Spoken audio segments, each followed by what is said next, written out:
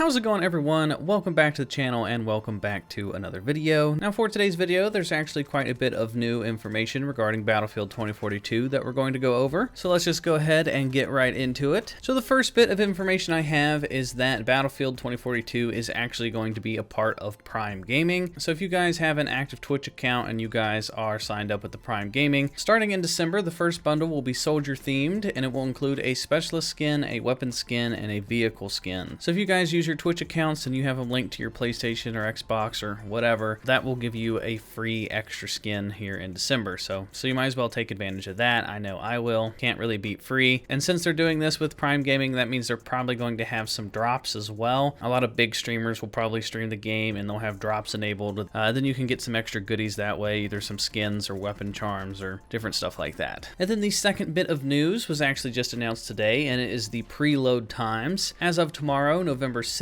if you have an Xbox One or Xbox Series X, you can start the preload of Battlefield 2042 at 7 UTC. And then for those of you on PC and PS4 and PS5, your preload time starts on November 10th. And the only reason that Xbox can do this a little bit sooner is because they have that deal with Xbox. I don't really understand how this is a perk to Xbox players. They get to preload the game a couple days sooner. It doesn't really seem like much of an advantage for Xbox players, but hey, I mean, I guess if you're on Xbox, you can download it as of tomorrow. And I recommend that you guys do that as soon as possible. If you guys are already going to get the game, you have it pre-ordered, you might as well start the download as soon as it's available. That way you don't have to wait on game day to finish updating while everyone else is playing. There's no worse feeling than watching your friends play the game and you can't because you just don't have it installed, or you know, your internet's being slow that day or whatever the reason. So at least they're giving us the option to preload the game. And this definitely goes for those of you that are going to get that early access on November 12th. So I would go ahead and get that started.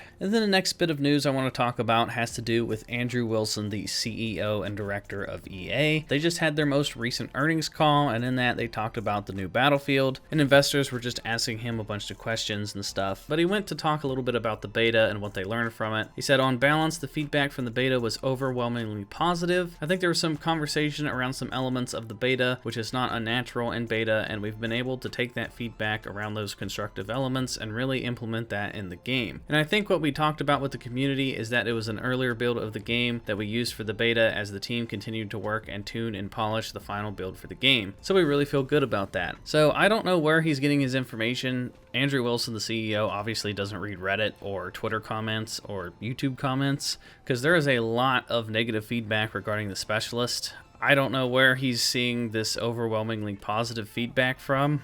Maybe from the surveys that they sent out to players. I'm not too sure. I would say the majority of players probably are excited for Battlefield and they aren't going to voice their opinions about specialists, but you can definitely tell he's brushing that negative criticism to the side there. And then next up, he was asked about Black Friday and the release date getting pushed back a week before Black Friday. And he says, I wouldn't read too much into the week before Black Friday. I get that on a calendar basis, it looks the same as Battlefield 5. I would tell you though, leading into Battlefield 5, we did not see the level of demand we are seeing now. We did not see the level of innovation in the game that we have now. And we didn't have the platform technology driving the high fidelity game experience that we have now. He said the team has been working very hard on the tuning and polish and filing the game where we feel really good about the game that the community is going to play on day one. And then he goes on to say that the team pretty much has plans for future live service stuff with Portal, and that it's really engaging for players and stuff. And then he just briefly talks about how the game is going to have live service, and he basically expects the game to have a bright future.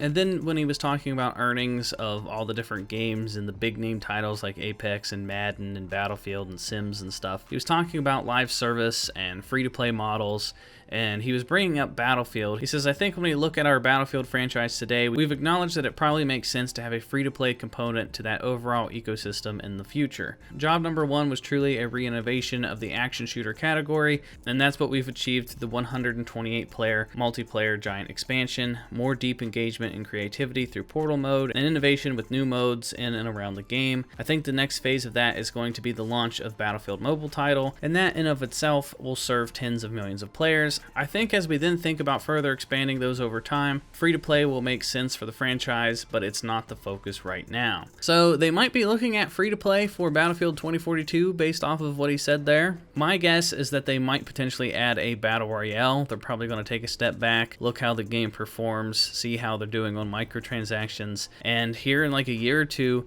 the Battle Royale phase might sort of die off. I mean, we've been in this big Battle Royale phase for quite some time now where all the popular games are Battle Royales, and it wouldn't really make sense for them to go all out in like a year or two and build a Battle Royale, and then Battle Royales are kind of dying off. So if Battle Royales are still popular in a year or two, they might go free to play and add a Battle Royale. Let's just hope that it's not like Battlefield 5's Firestorm, because it wouldn't last very long if that was the case. But there's a bit of interesting information there. Looks like they're pretty confident in Battlefield 2042. They were pleased with the results they got from the beta, so I'm assuming a lot of people were happy with the beta. They did say that there was a lot of people that played the beta, so I don't know, I guess we'll just have to wait and see. Let me know what you guys think down in the comment section down below. If you guys are new here, hit that subscribe button and hit the bell for notifications. That way you don't miss out on any Battlefield 2042 videos. If you guys would like, you can follow me on Twitch at SwanyPlaysGames Live. I'm going to be streaming there later today. As of this video going live, it is my birthday, so I'm doing a birthday stream.